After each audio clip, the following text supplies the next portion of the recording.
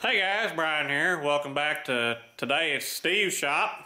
I'm over here in Franklin County today and decided to stop by and see my virtual neighbor. He's like 20 minutes from the house and I haven't been by over here, and I said I was going to stop by, so today's the day. We're here checking it out. So Steve's going to give us a quick tour of his shop and we'll take a look around. So tell him who you are. Well, I'm Steve Summers, and I have the YouTube channel Steve Summers, so it's pretty easy to remember. And I do just basic machine stuff. So here's my shop. It's pretty basic, but you can get a lot done in here if you try. Got a 24-inch Cincinnati shaper. It's a 1950s machine, and it does pretty good at flat surfaces and do compound angles and stuff like that. I bought it cheap and had it a few years, and it's a pretty good machine. For those of you that don't know, which would probably be 99.9% of you, the Cincinnati that made the Cincinnati shapers is not the same Cincinnati that made the Cincinnati mills. They're kind of related through family members, but they're two different companies. The company that built these actually is the company that builds press brakes today, so, and shears. Huh. Yeah, that can be confusing. Yeah, everybody seemed to have the Cincinnati name. I think there was at least 4 different companies that used the Cincinnati name out of Cincinnati, Ohio. Yeah, it's like the clamps you mentioned, the C-clamps that I got, not actually made by the same people who make the shaper. Yeah. Here's my big lathe. It's a 16 by 30. It's a Hindi. It's a 1940s machine.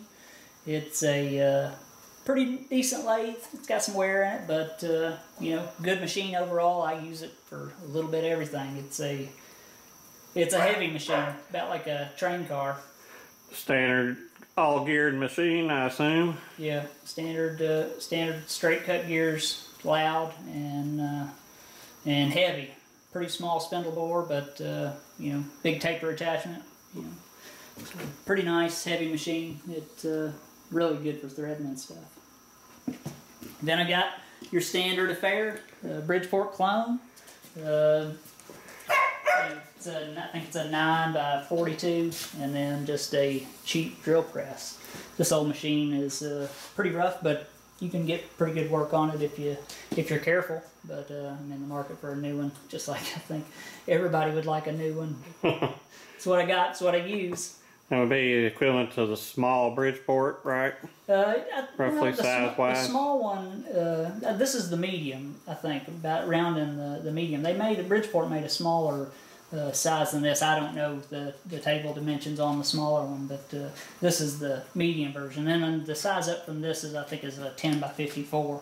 Now, that's just off the top of my head, but this is a 9 by 42, so the medium version. They made I think the table on the small one's 36 inches by, I don't know how wide it is. I guess I've got used to looking at stuff so big. It doesn't look like it's small, 42 inches anymore. It looks like I can't be about 3 foot. Looks like this is a 9 by 42. So yeah, it's the medium. But yeah, at work we got a 10 by 54, and it's a lot taller machine. The table and the whole casting is much bigger. It's the variable speed model, but I'm used to using it, and I actually have to get up on a step stool to, loosen the drawbar and stuff on the bigger version. It's a Sharp, isn't it? At work, it is a Sharp, yeah, and it's a decent machine. It's a real nice machine. It's CNC 2-axis. It doesn't have a servo on the spindle, but I think those Sharps are boxway too, aren't it? Instead of V-way. It is boxway, and it's really well built. I was really impressed with the machine. Yeah, the ones I've used, they've been good machines. I've liked them probably really better than the Bridgeport for what I've used. But I would agree with that. I would like the boxway much better than the V-way.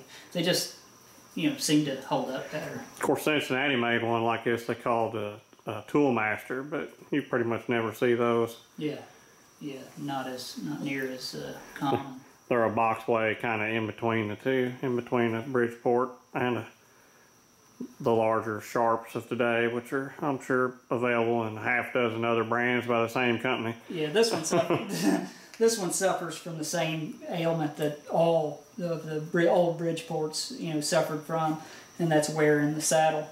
Yeah, Rocky Rock. Yep, you can push on table, and it's tight on both ends, you know, and you know it's fine in the middle of its movement, but you know, well, fine depending on what you're doing. But just rough work that I do most of the time, it's fine. You know, I can get by with it. Looks like over here you got a large assortment of accessories. Yep, 410 shotgun shells, 12 gauge shotgun shells. So, everything a man needs. Yeah, everything a man needs, just tooling. You know, I got my hold down set, my 8-inch rotary table, and just chucks and stuff for the cutter grinder. What are your change gears for?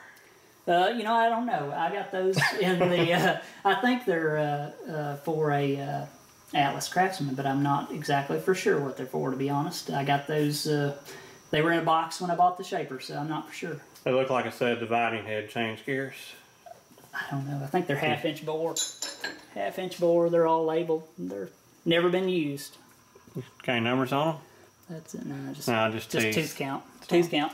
But there's quite a few of them there. There are even some duplicates, so it's a nice set. Anybody watching, if you recognize those, let us know what they are. Yeah, so. yeah, they're. I think they're brand new. I didn't see anywhere on any of them. And then just assortments and junk for my supplies. Yeah, we'll call it shop supplies. Yeah, bearings, screws, fuses, gauges. I see everything. It looks like there's even microchips in there. Yeah, there's everything in there. Everything. Just general stuff that you know, I store and don't throw away. But I dig in those all the time. I'm always finding something I need in those, so I don't throw much away. I see the standard deal going on here. We've got a machinist vise with a swivel base, and the swivel base sits on the floor 90% of the time. It does, 90% of the time. But I tell you what, I do on occasion I do use it. But it's so heavy, it sets the vise up high and takes a lot of your Eats up your spindle space. Yeah, so most of the time it's on the floor, just like everybody's. Looks like we're collecting Chevy exhaust manifolds. Yeah, I had to get a bolt out of that one. Had to actually get 2 broken studs out of that. I did that the other day. Ignore the wiring, it looks like my work. Yeah, yeah, that's temporary. Yeah. And then we got under this paperwork, we got a KO Lee cutter grinder. It's in the rebuild stage.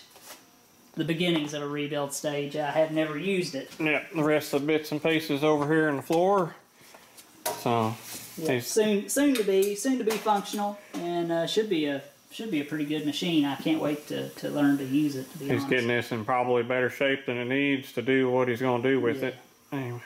Yeah, it's you know, a grinder. You know, but it's always good to have everything right so that you know what's going on instead of just guesstimating what's going to go on when you use something. Yeah, you know, and it was when I got it, it was really dirty and stuff, and grinders are notorious for eating themselves. I mean, it had grinding grit and every moving surface on it. So taking it apart, cleaning it, and getting it back, you know, clean and stuff, you know, couldn't hurt nothing. So getting the ground or the ways ground right now on it.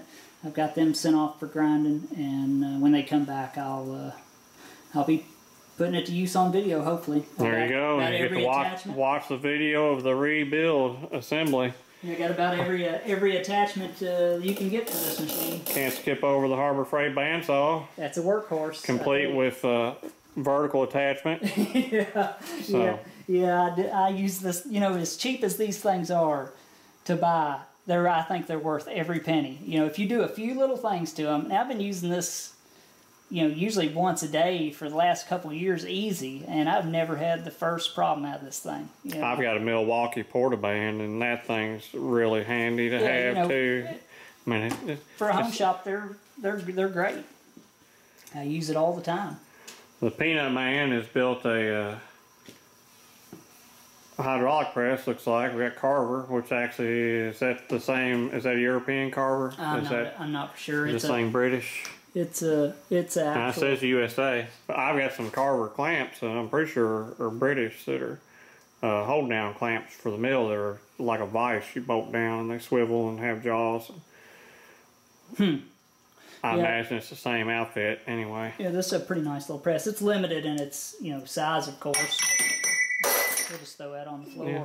That's only limited by how big a stud you get. You know, you can extend it out as far as your ceiling goes. Just get some longer bolts. So no real bore holes or anything. So it's but it's good. I use it. I used it to press on a sleeve the other day on a repair job. So it gets use. I got 2 of them. This one, the other one needs a rebuilt on the jack, but this one works. So pressure gauge work? it does work. It does work, and it. What is that reading in? That's not surely pounds. Yeah, it's pounds. It's direct 2 pounds though, isn't it? Not PSI. No, it's load in pounds is what it says. Right, but that's what I'm saying. Okay. It's reading the pounds force here, not the pounds per square inch in the jack. Surely.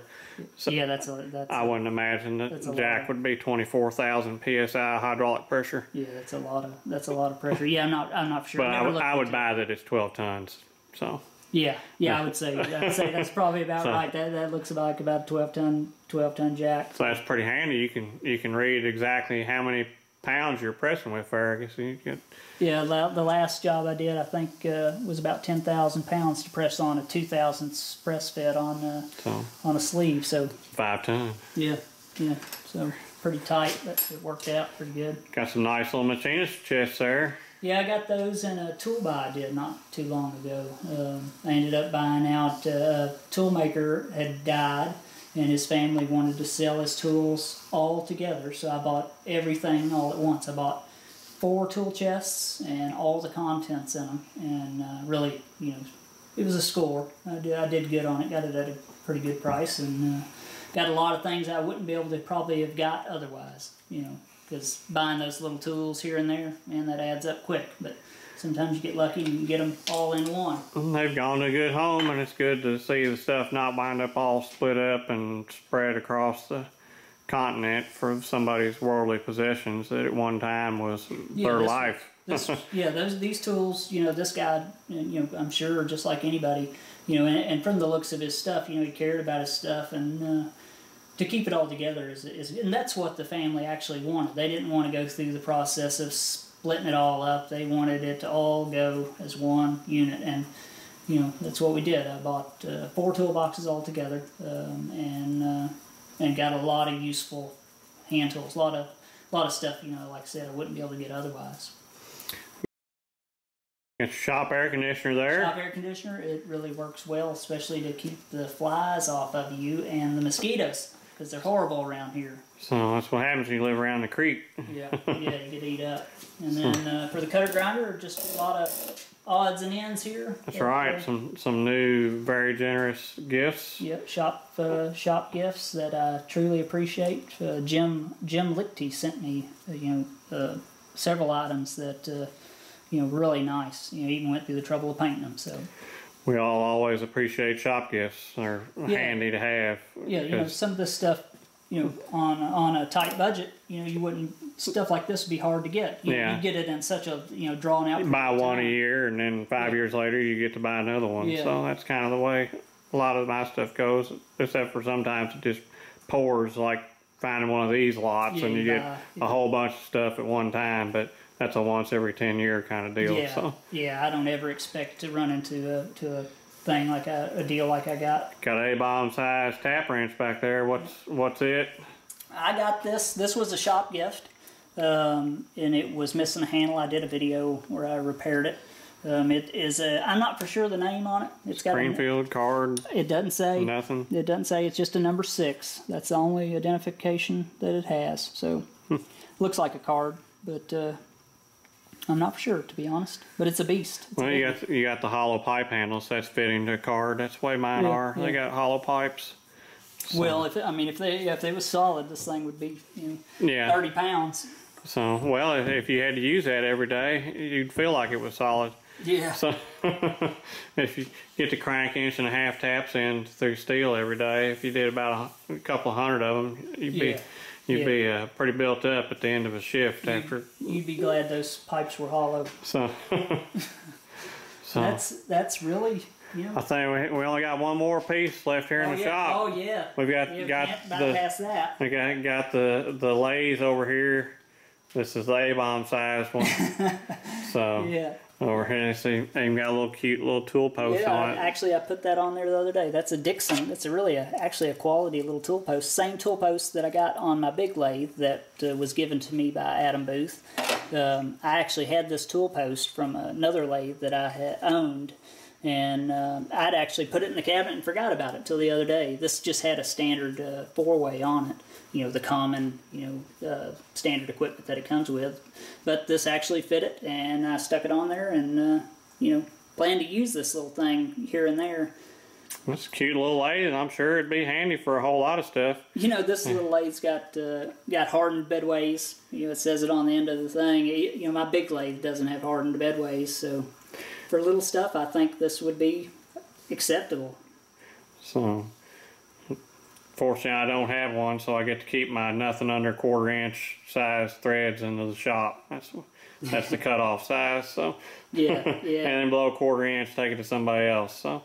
Yeah, that would this would do the small ones. You know, you just have to mess with it. Like I got this in that same, you know, tool purchase that I bought. The gentleman that owned those toolboxes owned this lathe, and I guess he was a tool maker, and I guess he went to when he quit his job or retired or whatever. He had a little outbuilding that he done work in, and this was all he could fit in there, and he couldn't get away from the machine work, so he bought something that would actually fit in his little building, and he used this thing. Not a whole lot, but you know. Well, here's the most valuable thing for guys like me is this thing will cut metric threads, so yeah. you don't have to build change gears for your regular lathe in order to cut metric threads, because you can thread pretty much anything you'd ever want to thread right there on that size machine. Plastic change gears. Awesome. But you know, probably no more torque than it makes. It can't break them. They actually work just fine. It just stalls the lathe, so.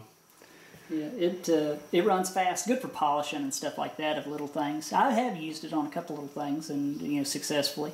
You just can't. You go from using a big lathe like you know, like I got, to using one of these, and it's a totally different world. Can't take much of a cut with one of these. You've been rebuilding your weed eater? Yeah. These are the crank bearings out of my weed eater. So. Now those old spindle bearings out of my lathe. When I bought the lathe, the spindle bearings were shot in it, and I had to go out and find a set of spindle bearings, precision spindle bearings for that lathe, and I did. Finding this one was tough. Yeah, this one here looks like a tractor bearing, really, but that one there with those notches, that's definitely a special deal. Yeah, finding this one was tough, and I ended up finding. It's got a real thick race too. Yeah, found some new old stock, and I got them, you know, at a pretty good price, and it was just luck finding them. And, these are, well, I think 1942 is written on these somewhere, so I mean they got some age to them. As old as the lathe. Yeah, of course. So, yeah, put those in right after I got the lathe. You got a big vise here. Yep. It's what, 3 inch, 2.5. Yeah, I forget where I got that. I think I bought that at a yard sale for like $2. It's handy for little stuff if you're doing some filing or something. It's portable. Just unscrew it and move it around to where you need it. Yeah, kind of size AVE would use, I think. Yeah. So. Yeah. So. Yeah. And then just general box here, just with my stones and end mills and, you know, standard markers, Allen wrenches. This is just a storage box, really, but keep most of my stones and stuff in that. So that was the box that I had on the bench before I got these other boxes. Clamps and all kinds of little bobbles, just mostly odds and ends. Is that some kind of little surface type plate, or is this some kind of a stone in it? What, the black one? Yeah. Yeah, this is a knife stone is what it is. It's for sharpening. It's got they still make them. It's got finger grooves in it so you don't cut your hand while you're, I think they use them for paper mills and stuff, for just hand dressing the blades or the knives on them. Just a sharpening stone. Specialty application. Good selection of sharpening stones there, so. And they're fairly clean, so somebody hadn't been using them. No, so. I just went through and cleaned them day before yesterday. Oh, there you go. I cleaned them. So clean them with white gas. And we got the bullet mode here too. I saw this in the video the other day, so we're going to be casting up some ship bullets. About 18-inch shells probably, so we'll be ready to build us a Bismarck replica. It'll be a good job for the HBM. I'd kept this. I actually got this out of a dumpster. It was part of a porch heater, a propane porch heater that you use outside. It was just a cover, and I pulled it out of the dumpster because it was unique, and I was going to use it on my grinder stand that I just built on video this week, and ended up not using it. You know, it's just too big for what I wanted. But I got it for something. I don't know what for. Yeah, or you could build R2-D2 clones, maybe. Yeah, make you a helmet or something out of it. Yeah. Yeah, pretty neat. It's stainless, so it's you know, it's worth something. Just to, you know, if nothing else, I can stick it outside and use it sometime on something. Who knows? Who knows what I'll do with it? Put a mixer in it, turn it upside down, and you can make spaghetti. Yeah, cut it off, make a big funnel out of it. Yeah. Endless uses. That's why I can't throw nothing away. When you get some like-minded people together, you get all kinds of crazy thoughts. So, yeah. Hope you've enjoyed this little shop tour. Thanks for watching. Thanks for subscribing. Be sure you check out Steve's channel, and I'll catch y'all later. Thanks.